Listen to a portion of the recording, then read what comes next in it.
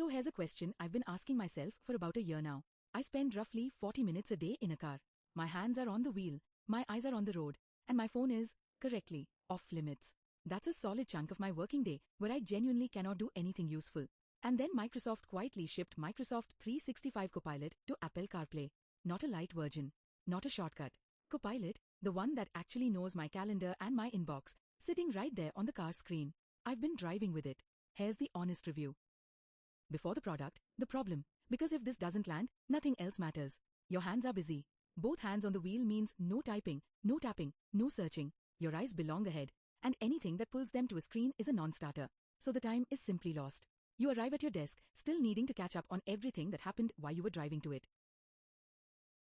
First, the boring but important part, what this is and what it isn't. You plug in your iPhone, CarPlay comes up, and there's a Microsoft 365 Copilot tile. Tap it, hit new voice chat, wait for it to say it's listening and talk. Or don't tap anything at all. Just say, hey Siri, ask Copilot, and you're in. And here's the part one like, it's deliberately stripped down. Microsoft is upfront that some things in the phone app just aren't there in CarPlay. This is voice first and low distraction, on purpose. There's no scrolling, there's no reading. It's a conversation. That constraint is the whole product, and I think they got it right. So what do you actually do with it? Officially, 4 things. Prepare for your next meeting, catch up on emails and messages, get quick answers, and brainstorm ideas out loud. I've used all 4.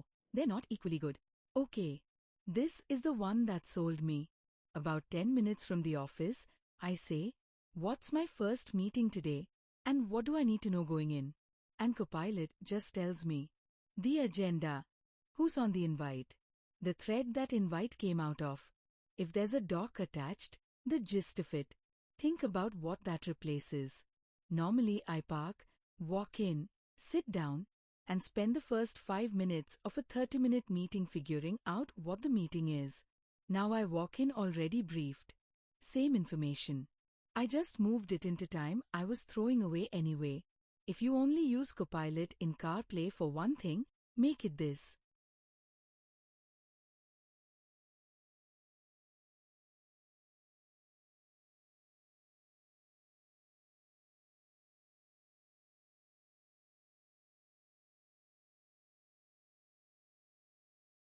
Second one, catching up on email and messages.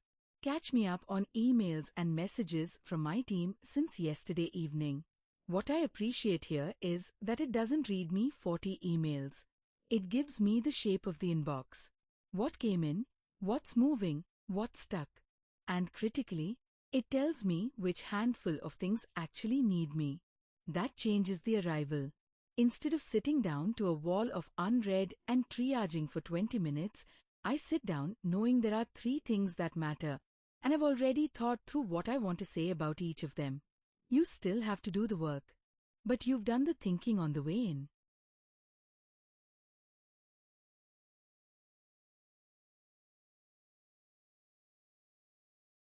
Third and fourth, and I'll take these together because in practice they blur. Quick answers, the one-off stuff. A number you half remember, a term someone used in a meeting, or what's the actual difference between these 2 things. You ask, you get an answer, you move on. And then brainstorming. This one surprised me.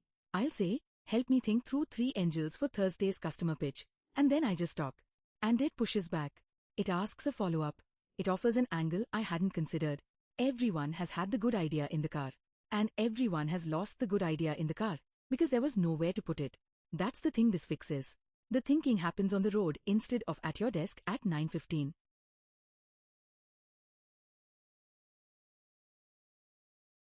Now, before you go try it, 4 boxes to tick. You need an iPhone on iOS 26.4 or later. You need the latest Microsoft 365 Copilot app. You need a car that supports CarPlay.